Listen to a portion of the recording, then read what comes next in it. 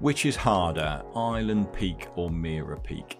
Now, obviously, Mera Peak is 300 meters more in altitude than Island Peak. Mera Peak is a longer trek than Island Peak.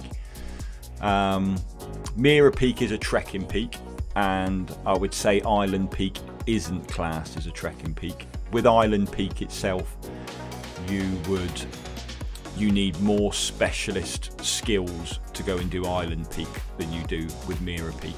You need some more equipment for Island Peak than you do for Mera Peak.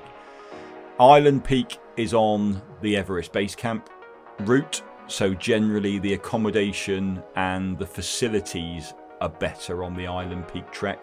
Mera Peak is more remote, the route to get there is more remote, so therefore there aren't the same facilities that you're getting on the Everest Base Camp trail.